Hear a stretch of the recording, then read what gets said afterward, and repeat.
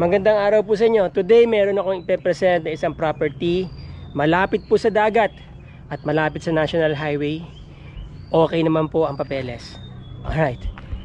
Yan ay papunta po ng National Highway. About 2 to 3 minutes or 4 minutes kung medyo mabagal-bagal kayo maglakad, nasa National Highway na kayo. Tapos dito ay papunta ng mga beach resorts. Okay, sa beach. Yan po yung, nandito po tayo ngayon sa Barangay Felmida Diaz. About 3 to 5 minutes walk, nandyan na po kayo sa tabing dagat. Ito pong lugar na to, yung sinasabi kong tabing dagat, itong Felmida Diaz, ay isa sa mga coastal barangays ng Kabanggan na merong magandang coastal area. In fact, nandiyan po yung mga magagandang resorts dito sa Kabanggan, kagaya ng Club Monet, Casa Lilibel, Waikoloa, White House, Eden Beach Resorts, no, St. Edwards. Nandiyan po sa lugar na yan. 3 to 5 minutes walk, nandiyan na po kayo. May tatawiran lang kayong tulay. Tapos yung binebenta pong property, eto lang. Ito pong property na to, magkakapatid po sila eh. Naka mother title pa to. So, ito yung pinaka right of way, itong dinadaanan natin ngayon. Yan. Malapad naman po yung kanilang right of way, ano. And then ito na po yung property. Yan. Ito na. Mula dito sa may nakakumpol na yan, itong sinunog na to, ano, pakod na po yan, dire-diretso hanggang dito. Ito po, siguro itong, sabihin na natin, itong pinaka frontage nya ay nasa 20 meters or a little bit more or a little bit less, 20 meters hanggang dito sa area na to. Dito diretso, dire-diretso po, no? 1,000 square meters.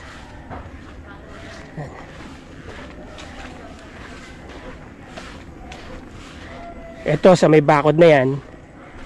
Yan. Dire-diretso po yan. Tapos itong bayabas, ito yung iniwasan lang yung bayabas mula doon sa frontage. Doon tayo galing. Yan, okay. Yan. Tapos dire-diretso, iniwasan lang po yung bayabas na yan. Dire-diretso doon. Hanggang dito sa tapat ng Kainito. Yan.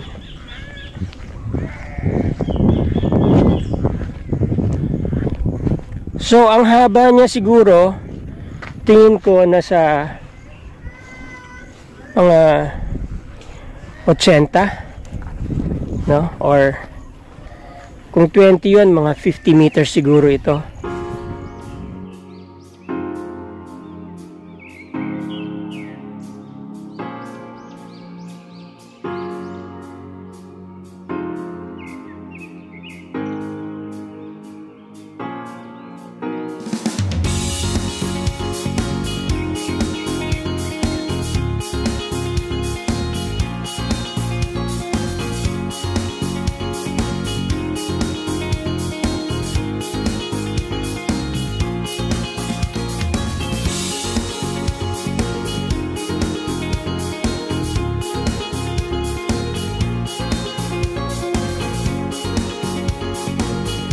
Hanggang dito sa may Kainito.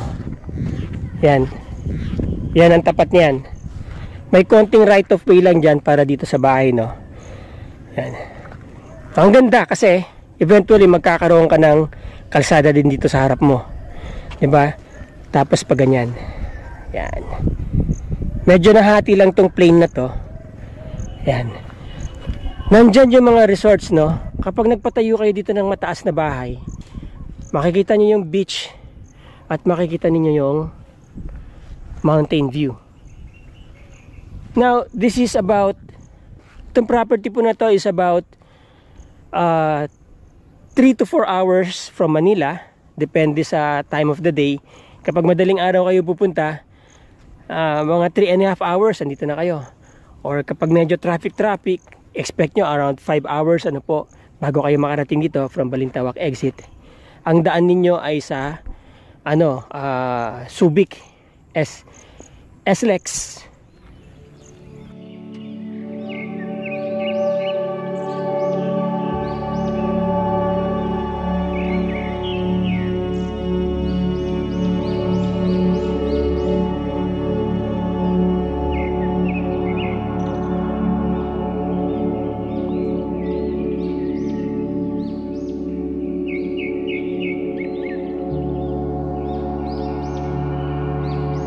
Uh, 30 to 40 minutes nandun na po kayo sa Iba, nandun na kayo sa Provincial Hospital. Yan pong pinakamalapit na may mga facilities dito, kasi Cabangan is a very laid back town. Okay, ang facilities lang dito, of course, syempre meron kaming palengke, 7-Eleven, mga money remittances, pero wala kaming, alam niyo na, rural bank lang meron kami dito.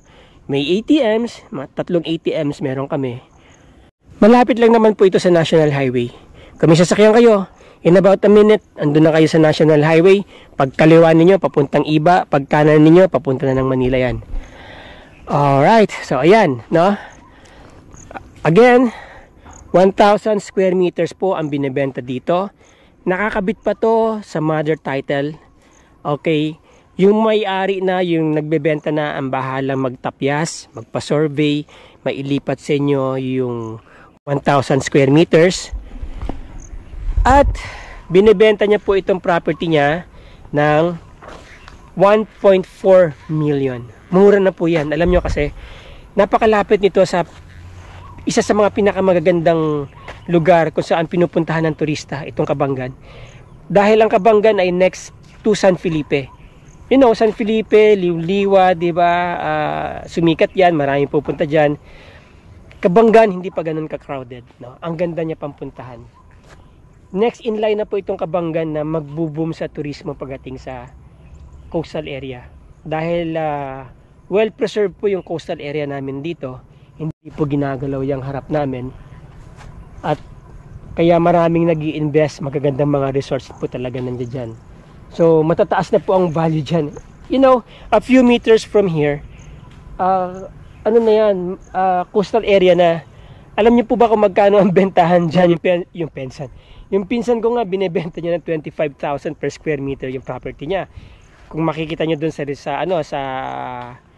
vlog ko, no, na may binebentang property dito sa Felmida Diaz sa Cabangan. Pero ang mid-range po ng property dyan ay nasa 16 to 18,000 per square meter. True. Yan. Yung mga properties po na binebenta dyan sa coastal area. Kung iisipin ninyo, no, napakalapit lang nito dun sa lugar na yon. And for 1.4 million or 1,400 per square meter, napakamura na po ng property na to. Well, of course, hindi pa siya titulado, pero ang importante doon, wala kayong kaaway dito sa property dahil ito ay minana nila sa mga magulang nila at naipamigay na sa kanila. Kaya ang gusto na lang nung may-ari, kinausap ako kahapon na itong portion niya na ito, maibenta niya. At siya na po yung bahalang, yun nga, i-cut at ibigay kung anong cut ang gusto nyo mangyari dito sa 1,000 square meters na ibibigay niya sa inyo. At pwede pa kayo mag-adjust. Dahil malaki talaga itong properties nila, magkakapatid sila naghahati-hati. Okay, again, kung interesado po kayo sa property na to and you want further information, nandyan po ang aking contact number, nandyan ang aking email, at nandyan ang aking Facebook link or Facebook account. Message nyo ako, email nyo ako, Viber nyo ako, text nyo ako, tawagan nyo ako, at i-DM nyo po ako. Pag-usapan po natin kung paano nyo pinakamabilis ma-acquire itong property na to. At yung may-ari po mismo ang makakausap ninyo, at kung gusto nyo bisitahin to, ako po mismo ang sasama sa inyo dito sa lugar na to. Maraming salamat po. Till the next video. Ciao!